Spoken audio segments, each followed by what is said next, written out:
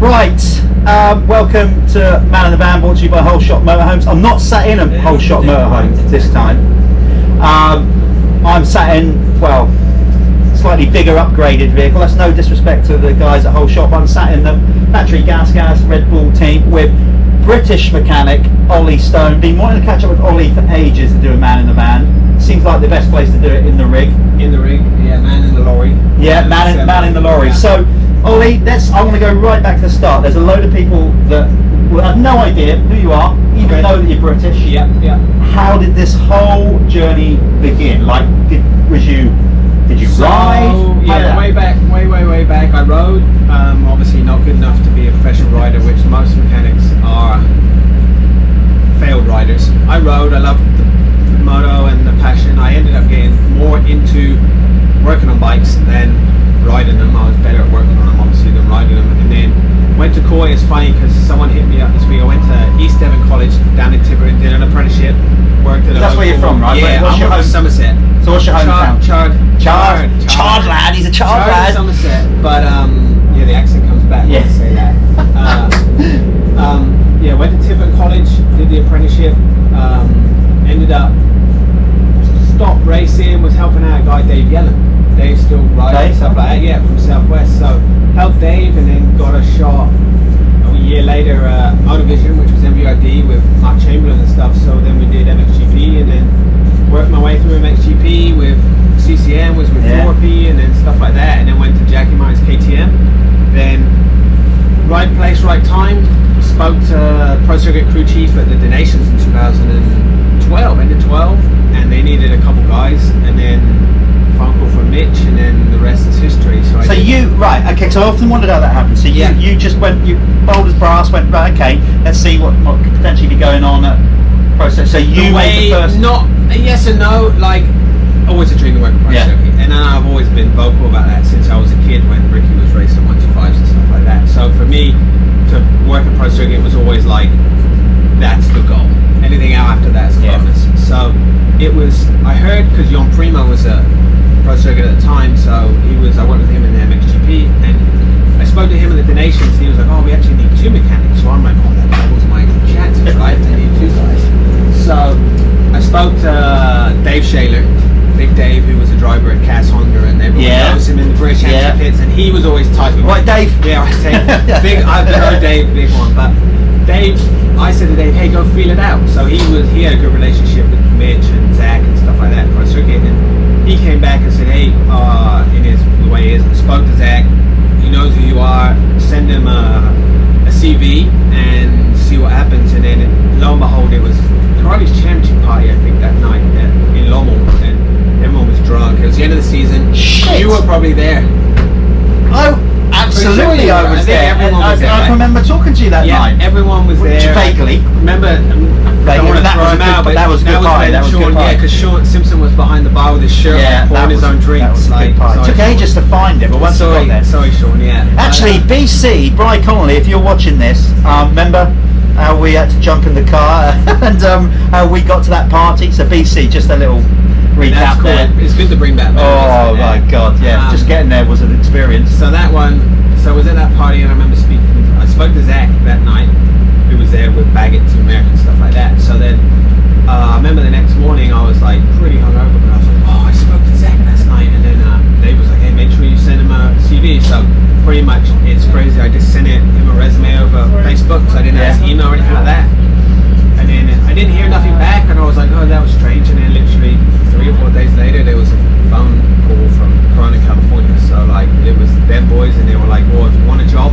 What was that on your mobile? Yeah, on my mobile, yeah. I was in Belgium. Come on, so when you saw the number, it said Corona, California, and I think it's +1. Did you go? I was like, weird, like, but hello. Yeah. And then it was like, hey, is Mitch Payton? And I was like, fuck.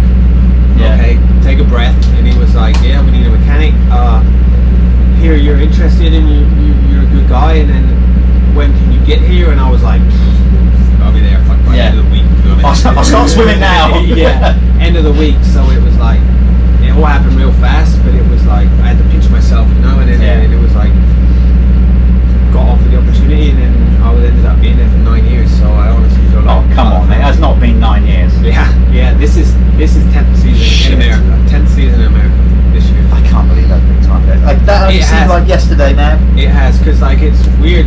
I feel like the last 2 years have been accelerated because of things, but normally I see so many people from home, like yourself. You've been here before, and everyone catches up, and it's just been different, obviously, but it's good to be back to normal, to see everyone. Like you're here, and then Dylan's here, and stuff like that. So like it makes it a lot more fun. So was it for you then? Was it what you expected and more? Yeah, because that's all. So obviously you've been a Grand Prix mechanic. That's one thing, but just what's different then? Obviously the lifestyle, I get that, but just the way like guys do things, operating hours, the professionalism, maybe the corporate side of it. Yes and no. It's honestly after 10 years, it's hard to remember a lot of the stuff. There's probably more investment, is it, into the industry? So there's more resources. Way more mainstream, I feel too, and it's way more like the Mecca, so to speak, because like you can drive through Corona and you see someone's custom truck there, it's like Dino's there, and you see Philip Post truck there and things like that, and then like all the tracks are there and things like that. But here it's just we don't drive from race to race, we fly and we just ship things, and it's a lot more like, I wouldn't say more budget, I would say, and it just make that happen, ship that engine there and ship overnight that back, and like hey, take that to the race, and it's just like rental cars, hotels, and just like that take like again it was just surreal, because you were like hold on, what like we're gonna blow the budget on round one.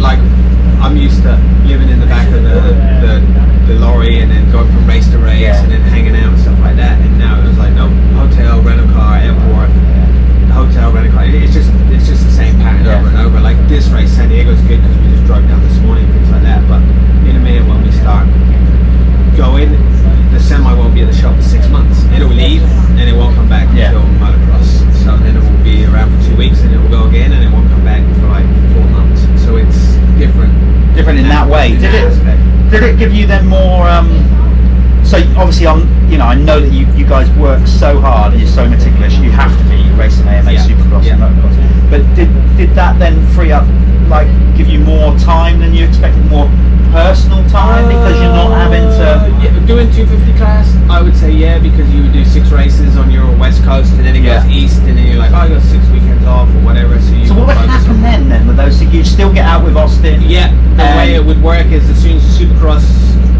season is going through, like you do your 6 west coast races, it'll be like Monday after the 6th race, Motocross. We'll go to Glen Helen, Parla, like all that kind of stuff, and then start getting your motocross base for 4 or 5 weeks, and then it's we're going to race Supercross in 2 more weeks, so it's back to Supercross and see where the East Coast guys are, if anything's changed like settings wise, and then just get up to date on that. So it's not downtime, it's still go whether you're racing or not.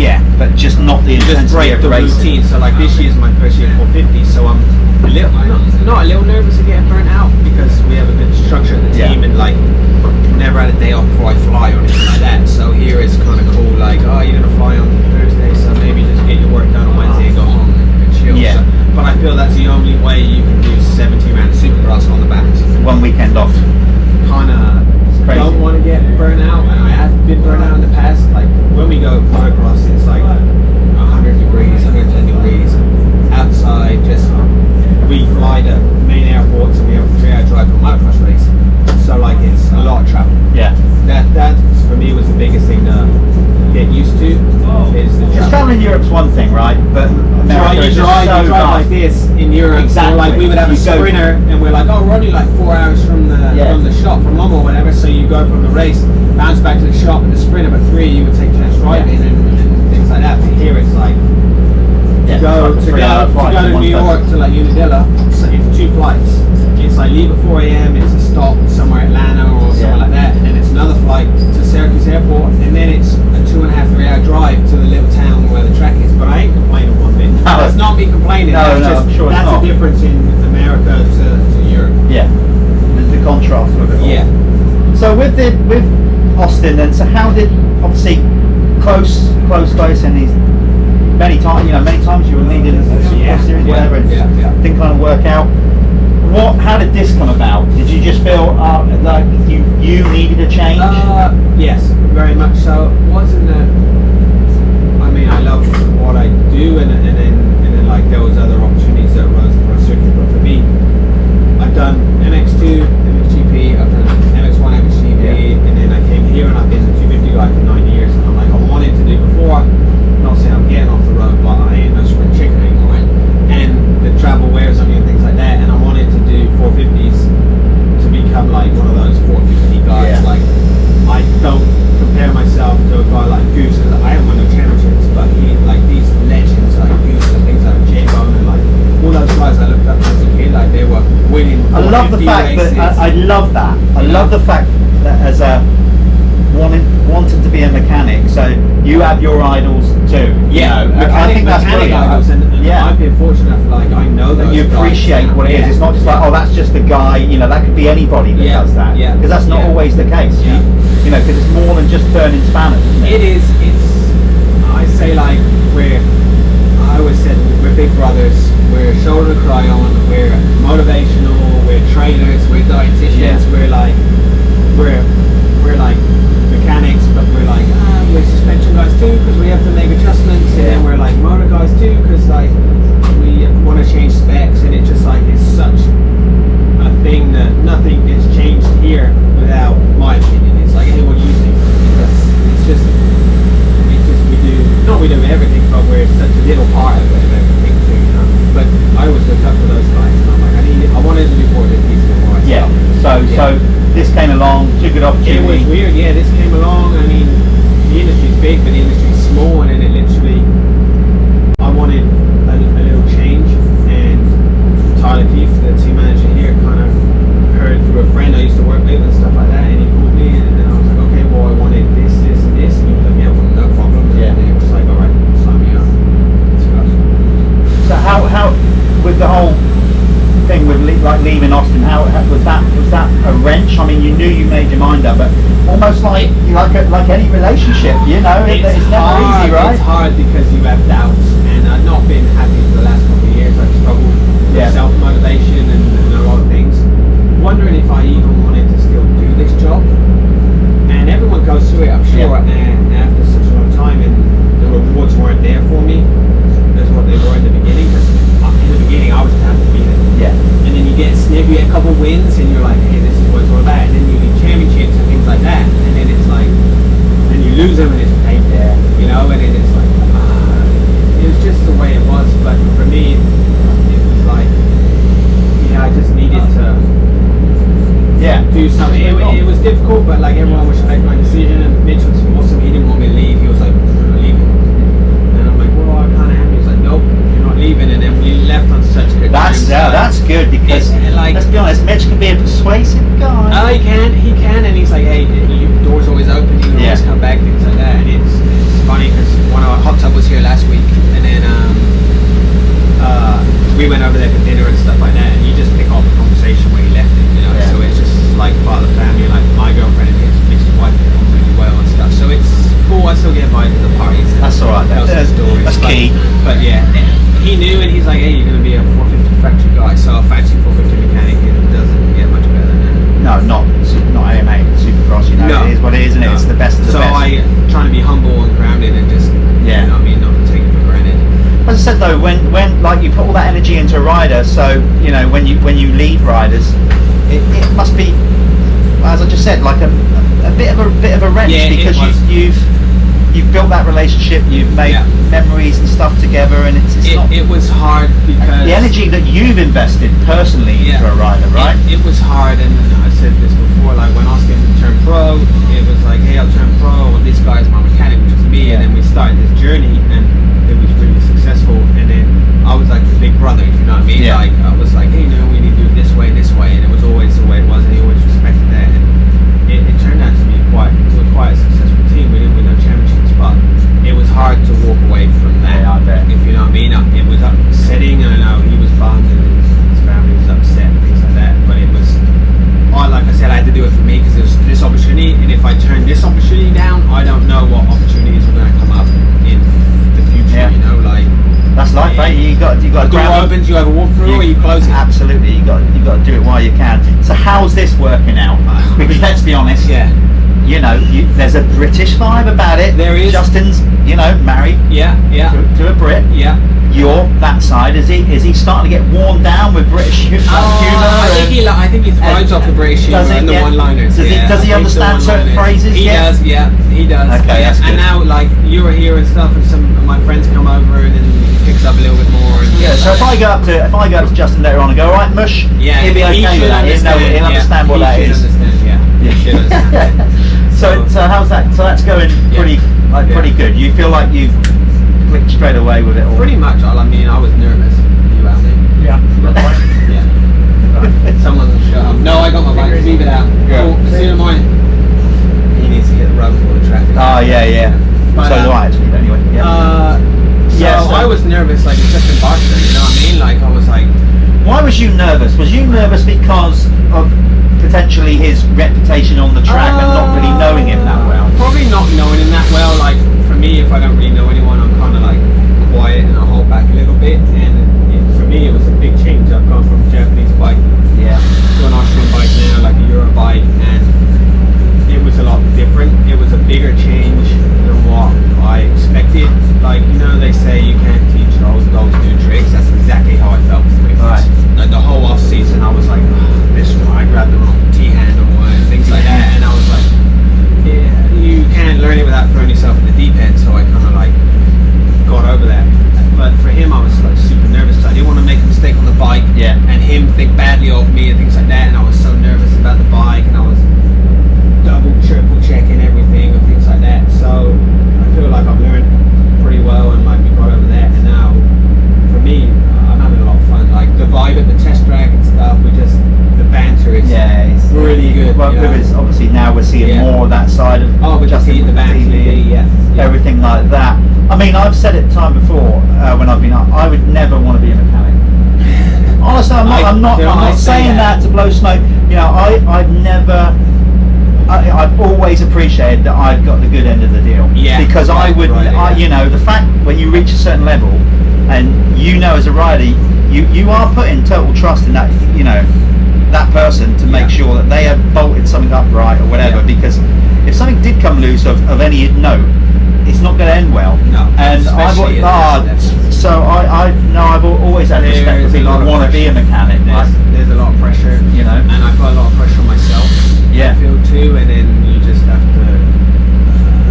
double check, make sure you do. I know, right. like for example, Formula 1. There's even more money, and there's a vast team. There's a massive team behind the scenes here. But I still think this sport is different in so many ways, because when it comes down to the last little bit of prep a bike, it is ultimately exactly. And like the Formula 1 car, they'll have different people for different bits. If that bit goes okay, but you. I mean, the thing is, if something fell off, everyone's going to look at me. Absolutely. Whether let's say if the seat bracket broke, people straight away will be blaming you. But people didn't even know that. So a couple of years ago, and Dino's a bit harsh. He can give it out. I don't know. He can't take it that well. He can give it out better when you take it. But one Hangtown race, Austin got rear-ended in his rear mudguard, broke. It cracked. But Dean was on social media saying that I left the bolts loose, and he was giving me Loctite. He'd bring Loctite to the race next week and stuff like that. But it was kind of funny. I mean, you can't sweat on that stuff too much because it broke and the bolts were still in there, but it was still funny. So with you've been in the championship hunt before with Austin. We're at round 3. Justin's been the points leader for I think the last 2 or 3 years at this point. Are you going over that in the week? When do you not the championship, but what conversations are already being had? Is it more of a case round by round, or are you literally going round by round, but also thinking let's just pick up a 4th or 5th here? That's exactly it. Every week. Not always go for that podium. Every week. Top. If it's obviously available. I mean, you can't control anything that's out of your control, right? So if something happens, someone hits you, you go down, and you know what I mean? Like, you can't sweat on that. We always say don't sweat the small stuff. You're like, you can't dwell on that, and we're not going to have the perfect race every week either. You got to look at the bigger picture. So for me, this is my first red plate in the 450 class, so I'm just trying to enjoy it this weekend. And I think he is too. He's not worried about it. We just got to see where we're at in a couple of months, honestly. See when we get back east and then the grind really starts, and say with all the travel and things, and just hopefully